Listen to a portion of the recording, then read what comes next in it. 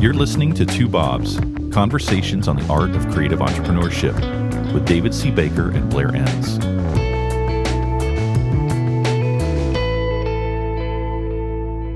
All right, Blair, today we're talking about a do-it-yourself new business system. You're sneaky with the title. Yes. If you'd been honest, you'd have said something about sales, but no. Oh, don't use the S word so early. We just lost everybody. A do-it-yourself new business system. I was scrolling Facebook this morning, and it throws memories in front of you, like the things you posted so many years ago. And a fellow consultant posted something 14 years ago where he quoted me, and I didn't realize I'd been saying it this long. But the phrase was, listen, if you don't solve the new business problem, nothing else matters. If you do solve the new business problem, you'll figure everything else out. And I've just come to believe that that is so critical. In fact, if you're running a firm and you don't have this excitement or this earnestness, eagerness to figure out the new business problem, you're probably going to struggle quite a bit. So you're going to talk about a new business system. We've talked a lot about sales and new business, and I don't think we can overdo the topic. It's so important. I don't like listening to other people's systems, but it's really just a model for how you think about everything that you need to think about when you basically codify how you go about getting new clients. Yeah. You have a note in here saying, I'm going to try to not make this self-serving. I haven't run this by you first, so you can disavow it. But listener, we don't have sponsors. We don't sell ads. We don't ask for money. We love serving you, and this is sort of our vibe. It works because you keep hiring Win Without Pitching for sales training or private coaching. You keep hiring me for advice, Jonathan for M&A stuff. And we like it that way, and it's a privilege to serve you. There's a podcast I listen to, and I have to fast forward through the first 15 minutes because they're talking about everything I'm not interested in before they get right to the meat. So here I am saying thank you and taking a little bit longer to get to the meat, but I just want to say thank you for the opportunity to serve you and to make this possible without ads. There we go. That's great. And now I'm going to finish the rest of that point about it not being self-serving because of what I said in my note to you. Because honestly, what I think the listeners should do, I think they should get my book, The 4 Conversations, A New Model for Selling Expertise, and they should just implement that system. Yeah. But I recognize that not everybody's going to do that. And if you don't buy the book, we're going to put ads in here. Oh my God, we should do a telethon. And if we get enough people buy the books, then we don't do ads. Oh, I've always wanted to do a telethon. Jerry, what's his name? Jerry Lewis. Yeah. Okay, so why is the system important? And you make a really interesting distinction between the short and the long term, which I want you to dive into a little bit. Yeah, I say in the short term, most of these creative businesses have kind of one person in charge of selling or new business. I'll use that term interchangeably. In small firms, tends to be the owner of the business, but then you get to a certain size and maybe now you're hiring for that position. So the common mistake, instead of investing in a system, is you invest in a person. And I'm not trying to make the case for not investing in a person, but here's the metaphor I use. The new business system is the car, and you've got the car at the beginning of the starting line of the race. Then you hire a driver, the person, and you put the driver in the car and they advance the car as far as they get until they leave and they go work somewhere else. Maybe they don't work out, you let them go. And if you haven't invested in the system, then the metaphor is the car backs up to the beginning and you go out and hire a new person. And there's this expectation that the person is going to bring the system with them. There's something about this function of selling that we think not only are people magical who do this, but we should let them come in and do it their way. We don't want to encumber them. This isn't universal, but it's common. We don't want to encumber them with our system. And my key point here is invest in the system, own the car. So when you have to swap drivers, you're not backing up to the beginning of the starting line. Yeah. It's like a Le Mans race, 24 hours, lots of different drivers. There's a whole team. And it's not just one driver. It's get in the system and drive it for 3 hours. Now, next, you get in the system and drive it for 3 hours. They're not bringing a system, like you said. They are bringing something that's valuable besides just their own ability. And this is a sad thing. It's often just a Rolodex of relationships, which then they take with them when they leave and introduce the clients that they have leased to you for 2 years, and they take them to their new job, right? Yeah, and it's not a bad thing to hire somebody for a Rolodex. I used to be adamant, don't do that.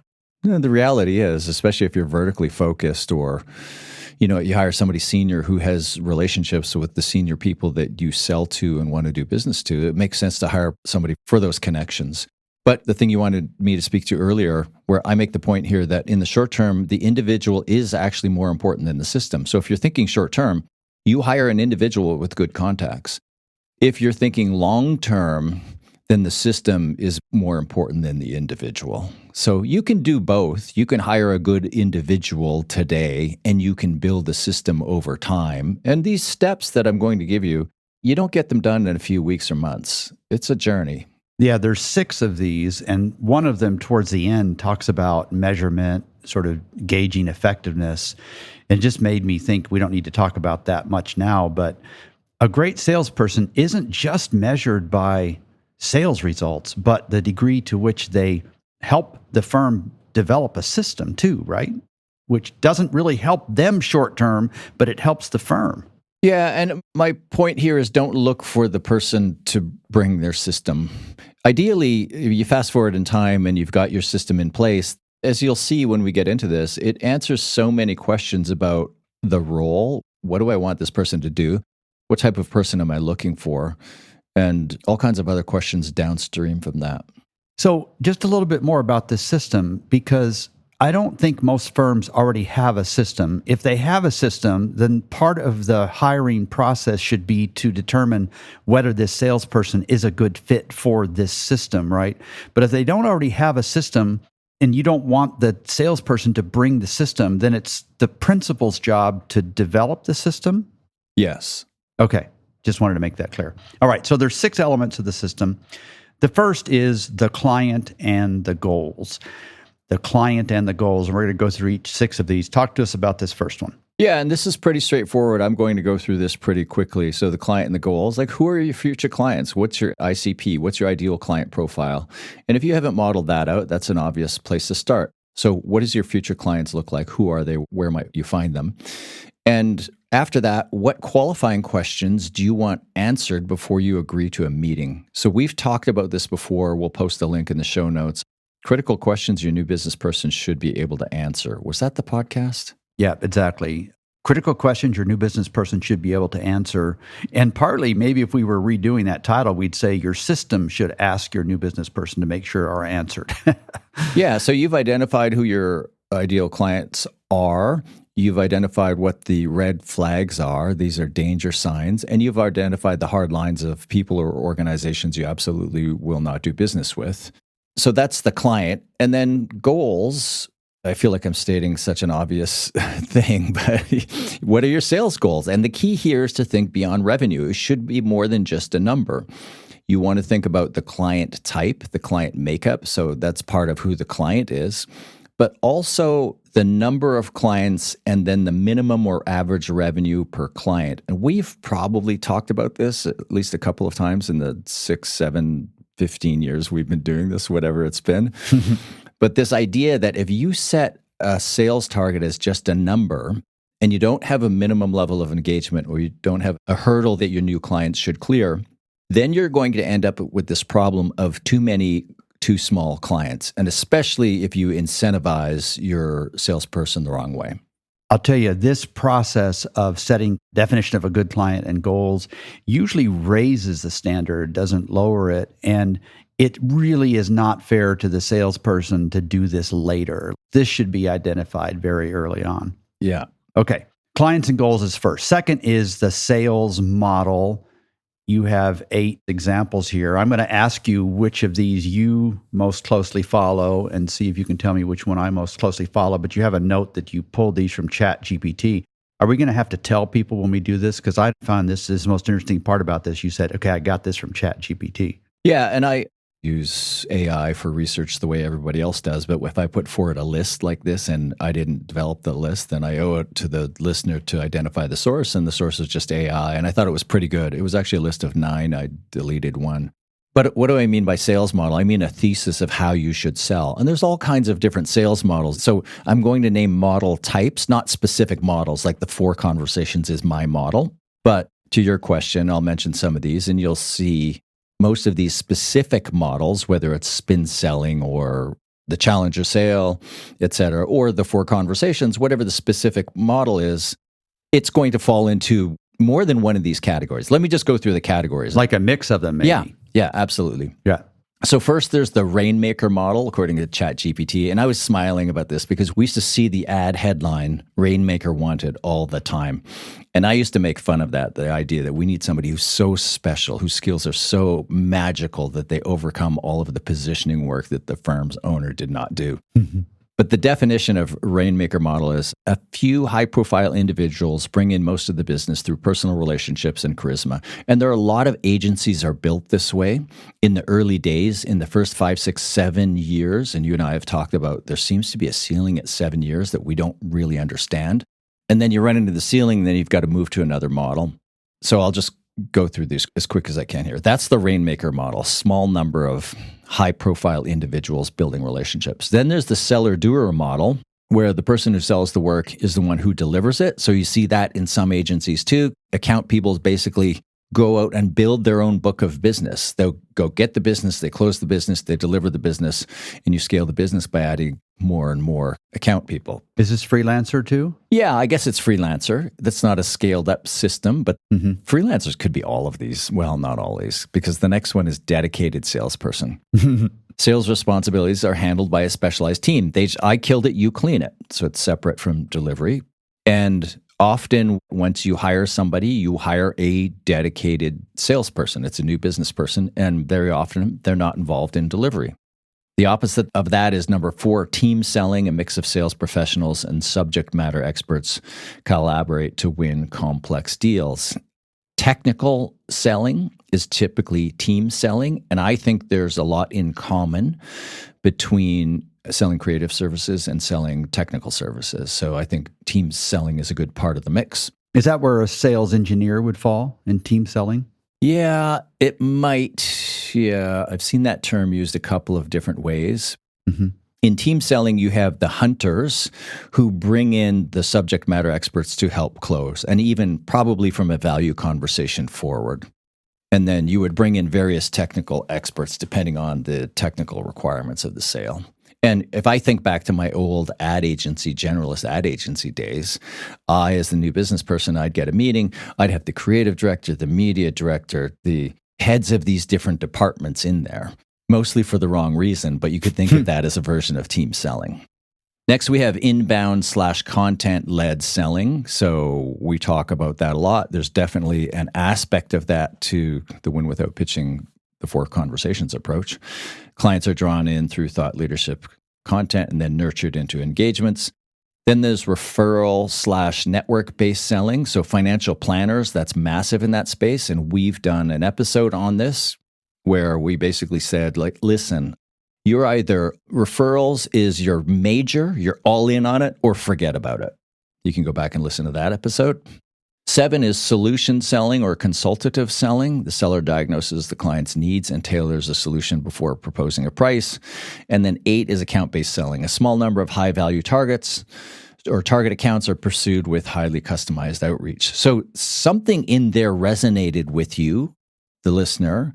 1 or 2 of them resonated with you. And there were a couple of them in there that you absolutely rejected. And all of your businesses among the listeners, they're different enough that you should pick and choose and gravitate to the macro model that you think makes the most sense for you, and then go looking for a specific model within there. And you might make that choice based in part on your personality, the assets you have to use to support your efforts. Yep. And maybe the particular area you're in marketing. So like if you look at entertainment, video, that's so often driven by a rainmaker, and I have no idea why, but it's not usually driven by inbound and content. And I don't know if that's good or bad, but it's pretty obvious where you can make almost some assumptions about what sort of a model somebody has adopted by what space they're in. Healthcare is way more inbound content led. So it'd be interesting to dive deeper into this at some point. Which one are you driven towards more than anything as a business owner? Not recommending for other people, but for yourself. There's nothing on this list where I'd say, yeah, we fall squarely into that. So at some point, our clients are going to have to grow past the rainmaker model. I was talking to a global architectural firm today. The CEO is leaving, is going to retire or be promoted to chair, and then the person moving into that role does not have the rainmaker skills that they do. So they have been built to a certain size based largely on the strength of an individual, but that individual does not live forever or stay in the business forever. So that model needs to be replaced by something else. And typically, there's no right way to think about this, but most of these firms explore the seller-doer, some explore team selling. Some dabble in referral and network-based selling, but tend to give up fairly soon. So I see our approach as kind of consultative selling and team selling, a combination of those two things primarily. What about you? I'd say probably more inbound content-led selling. I'm starting to see the bigger point you're making in that you're not necessarily choosing one of these 8 or however many there are. You may be blending them to come up with your own model. And the point you're making is have a model. When somebody says, what is your sales model? Be able to describe it to them, even in your own terms. Let me just correct something I said. I said, pick the category or the model type and then go in search of a model. It doesn't work that way in reality. In reality, you get exposed to one through a colleague of yours, like a peer who's very successful at this and explains their system to you, or you read a book or listen to a podcast or something, and something just really, really resonates with you, and you adopt that. And then there is some, bending of that model to the reality of your business or blending in little pieces of other models. And we've had very successful clients of ours go almost all in on win without pitching, but weaving in stuff from other models. And that works too. You end up with something pretty unique. Yep. All right. So the first was clients and goals. What's the definition of good client? How many do you need? All that. Second is you need a sales model, be able to describe that. It can be your own, but it needs to be specific. The third is tech stack. Talk about that. Yeah. So everybody needs a tech stack. I almost got into the tech stack advisory business a couple of times many years ago. There were a period of a few years where we got deep into our clients' tech stack, and then the tech just proliferated. And it was like, all right, we don't have the resources to stay up to speed on all of these different technologies, and I don't want to be a platform-specific organization. So we kind of backed away from it. But there's some key elements of your tech stack. Your tech stack is changing with AI. I have this theory, probably never going to come fully to pass, but God damn, I hope it does pass. The CRM can be so frustrating at times. If I think of my business, I've got silos of data everywhere. Mm-hmm. Here's a quiz for you, David. If I said to you, hey, I've got a sales call with this firm or this person at a firm, have you done anything with them? If you don't remember, where's the first place you searched to get that answer? Yeah, I saw that in your notes and I thought, oh, this will be really easy to answer. And then I said, oh, shit, it's not easy. It's not your CRM, is it? No, absolutely, it's not. It's your email. Oh, I didn't even list that in my answer, but that would be number 6. I said memory first, and of course that's becoming failing a less satisfying answer as I get older. Asana is next. We use Asana for everything. Project management. And then Dropbox. So we have very strict naming conventions, and we've got client records going back 31 years. CRM, which I never search. Yeah. And then Workflowy. Jonathan and I, we take notes very furiously while we're on phone calls, and we put it in there. And then, of course, email. I didn't even think about that, but absolutely email. Yeah. If you ask me, do I know so-and-so at such and such firm, the first thing I will do before I type it into CRM, I will type it into Gmail. Yeah. I will see everything about my relationship, my email relationship with them. If they bought things from me, certain things show up in green, so I can tell at a glance, and then I can go get more information from exactly what they bought, et cetera. But I can get all of that from email. So my point is, we could improve our tech stack is what you're saying. I have this vision. We've built part of this already. So we've got this Snowflake database where we hoover up all of the data from our business. And what I don't have yet that we're working on is just the AI agent that can go answer any question from that. Mm-hmm.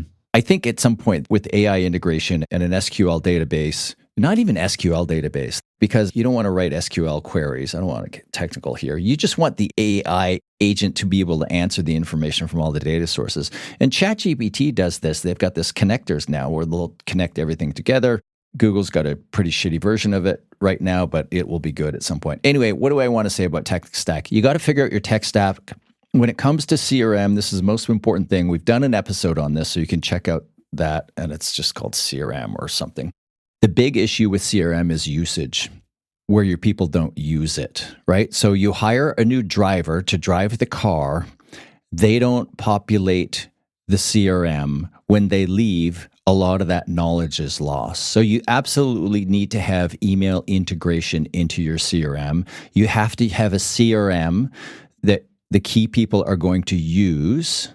You have to enforce usage of it. And then I've changed CRMs.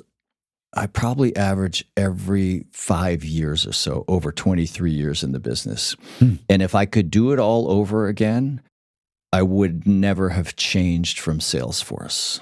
Oh, Just because the data that you lose, even when you think you've captured everything, the data that you lose when you swap out a CRM, it's a pretty large amount of data in my own experience. So be careful about switching out your CRM, your marketing automation tool, anything else in the tech stack. Choose wisely for the long term. yeah. We use CRM. We'll blind copy any prospect email, and then Jonathan goes through that every month or so, and we'll follow up on prospects and find all kinds of gold buried in there. So it's useful. So the first is clients and goals. Second, sales model. You need that. And then third, the tech stack, which you've just talked about. The fourth is assigning roles and responsibilities. Seems obvious, but it's really very, very critical. Yeah, and there are other episodes. We'll post links in the show notes where we've talked about these sorts of things. So I'm not going to go into too much detail, other than the big caveat or the big thing to watch out for is actually go through the various parts of the sale and think about who should be handling this part of the sale. So who owns lead gen, and then who owns various responsibilities underneath that, but somebody needs to own lead gen. Who qualifies? Who qualifies new clients? Who qualifies existing clients? Usually it's the account people qualify existing clients, but who qualifies new clients? Who has the value conversation? Who talks about money? Who sets initial pricing guidance? Who gets everybody's focus onto value creation and off of solutions? So these are all questions you need to answer. Who sets price? Who creates the proposal? Who closes? Who delivers the proposals? Go through this list. I've just listed them all now, and your AI will summarize them, and you should assign names to those lists. Now, the mistake is to just operate on the default assumption that these areas of responsibility should be tied to the role. And it's my point of view that they should be tied to the individual. And when individuals of certain caliber leave, you might want to reassign that responsibility again. So we're assigning responsibility. Part of it will be dictated by the model, but I'd like you to leave some flexibility for you to say, you know what, this person is always discounting price. So we're not going to let him set price with his existing clients. We're going to make this person bring in somebody else, a pricing counsel. We're going to have this other person set price for this person's account. So you really should be thinking that specific when it comes to individuals and their roles in selling. And the other thing you could do is train that person who has a weakness so that they're better at it. In fact, that was one of the biggest points you made in an earlier episode. It's called Who Should Set Prices. The overarching theme of that episode, as I recall, was whoever sets prices should be whoever's good at setting prices, regardless of what role they play. We've talked a lot about the value conversation here and elsewhere. For new listeners, that's a very specific and one of the most difficult things to learn. So if you want to search on an episode in the past, it's called Mastering the Value Conversation. There are quite a few episodes that deal with it, but that's probably the tentpole one that you ought to start with. I want to bring up an issue of exactly when the sales process sort of morphs into the account management process. And I have a theory that we ought to transfer this process as early as possible so that the client, the new client, doesn't feel like a bait and switch coming and the account manager doesn't inherit promises that somebody else makes. But obviously that's not going to work unless your account people are really good in the sales process too. So when you think about sending your salespeople to training, don't just think about sending your salespeople to training. Think about your account managers getting this kind of stuff too. because not only should they help bringing new clients on, but they are following the same processes with existing clients. The only difference is they have more information there and there's less of that initial stuff because you've already set the context of how good you are. But it's not just salespeople here. Account managers need to be good at this stuff too. Yeah, good point. Okay. Fifth is incentives. Yeah. This is a big topic. We're not going to talk too much about it here, but you want to say something? Yeah, this will be driven a lot by the model, right? So if you look at your model choices, Rainmaker, if you have seller-doer, so the person responsible for delivering the business is the person responsible for selling the business, then you need to structure the incentives differently than you would under the Rainmaker model, especially if the Rainmaker is the principal. Dedicated salesperson, it's going to be a different incentive structure. I mean, we could quote Charlie Munger, we could quote, numerous wise people over the years. Why are we talking about anything else when we haven't talked about incentives? Incentives drive behavior. We're called in to do training for account teams often. And yeah, training is important, but training without the proper incentives, it's not going to work. So we often ask, well, you now want these account people whom you hired to manage current accounts, you want them to actually actively sell. What are they going to no longer do? And how are you going to realign their incentives so that it's in their financial interest to start selling? Mm-hmm. It's a big topic, but we're going to cover it pretty quickly here. It's cui bono, who benefits? Show me the incentives, I'll show you the behavior. That's another Charlie Mungerism. Yeah. And the final one is measurement and improvement. This one's fascinating to me because principals who don't find sales natural, it's not a natural fit for them. Maybe they haven't had the training or whatever. They want to hand it off to somebody. And they have all this investment in the sale, so to speak. I'm not talking about selling to clients. I'm talking about this salesperson. And they're there for 6 months, 9 months, not much is happening. The way they measure it is we haven't got new clients. They're not thinking about all the other things that might have hindered this person's success, like lack of marketing or a shitty positioning or something like that. So the sixth thing that you wrap this up with is measurement and improvement. And I really like this. It means a commitment to continuous learning, training, all that stuff. What am I missing here? Like, what else could happen? As you alluded to, you want to identify your leading indicators. So what are the things that you know? And you're going to guess at them at first if you haven't already guessed it. So if you work backwards, a lagging indicator is financial results, right? If there's a dollar sign there, money you made, you can look back on that and see that, okay, that's successful. What are the things where you look forward that predict future success? So you would work backwards from money changing hands. It's a promise of money changing hands, a verbal commitment. So you look at late stage opportunities, early stage opportunities, volume of leads, and you keep going upstream from that. Traffic on your website, social engagement, outreach by various people. So build a model of like where business comes from and how it flows through your system and develop your leading indicators, start to track them. And at some point you get predictive and you will realize that if we get so much of X, it turns into Y revenue. Yeah. I heard something from you one time many, many years ago, and I actually use it with every one of my client engagements now. And it's 2 questions that you ask yourself, often just to yourself. You don't say it out loud. And it's this question: would I want to be the new business person at this firm? And then second, would I want to own this firm? And I keep using those 2 questions with my clients. And part of why I would answer yes to would I want to be a new business person is, do they have these things settled? Is there a system? Are there clear expectations? Is there the right support system? Like, do I have other people on the team?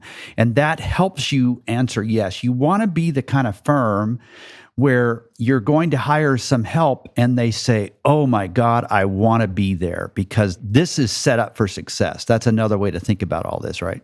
When you peek into a firm, when I peek into how they measure, and I don't do this a lot these days anymore, but how they measure success and predict future success, and then how they report on that success, usually there's some real tells, some real telling signs of whether or not they're thinking about this in a sophisticated manner or not. So a common kind of leading indicator would be number of proposals written. Now, if you measure something, that measurement takes on a life of its own. I've noticed that if you set a measurement target for a number of proposals, you'll get more proposals. You'll also lower your closing ratio and increase your cost of sale. So will you get more business? Maybe, but there's no direct correlation between increased number of proposals and increased number of deals. But if you say the number of proposals submitted is a leading indicator, then you will get more proposals. Everybody will look busier. You'll feel busier, but the results won't necessarily be there. I mean, they'll be there if they're qualified proposals, if they're proposals that should be written, but I can promise you, you're going to force a whole bunch of proposals that don't need to be written, and it's going to chew up a whole bunch of time, and at some point, you're going to become quite frustrated by it. Reporting is the same thing. If I sat in on your weekly new business meeting or whatever you call it, I could learn some things fairly quickly. So first of all, are you reviewing every opportunity, including some of these early stage ones that are way out? And if you're going through every opportunity, then I can predict what your salesperson is going to do. They're going to exert unnecessary buying pressure on clients who are a long way from buying. Mm-hmm. Yeah. And you're going to reduce the likelihood that they will buy because you say, what's the status of this opportunity? What's the status of this? What's the status of this? And then you will follow that up with, or the salesperson will volunteer, I'll check in with them. Can you check in with them? And the salesperson's thinking, I just checked in with them last week. Like, what do I say now to not sound like I'm coercing? So this little thing of like, how do we report? My friend Scott Edinger, who's written a very good book called The Growth Leader, he talks about this a bit. Just the innocuous questions from on high to the sales team forces bad vendor-like sales behavior. So how do you report? Don't report on every early stage opportunity. Make the distinction between early stage and late stage and have your salesperson report in every weekly meeting on the status of those late stage opportunities where momentum is important. Mm. And then look at the early stage list. I didn't mean to get in the weeds here, but look at the early stage opportunity list and ask for a summary report on all of them. What's changed here? What's stalled? What do we need to talk about? So you would start with the late stage ones. So you go opportunity by opportunity on the late stage ones, the ones that are close to buying. And then the early stage ones, there's going to be a bunch of them. Some of them will have sat there for a while. Ask for a general update. Ask the salesperson, where do you want to go deep in this stack? Sorry, that's more detail than I intended to share. No, that's good. So we've been talking about a do-it-yourself new business system that consists of 6 parts. Start with defining clients and goals. Second, pick a sales model or a combination that fits you, your firm. Third, commit to a tech stack and then stay with it for a while. 4, assign roles and responsibilities. 5, align the incentives. And 6, formalize measurement and improvement. Any last thoughts for us?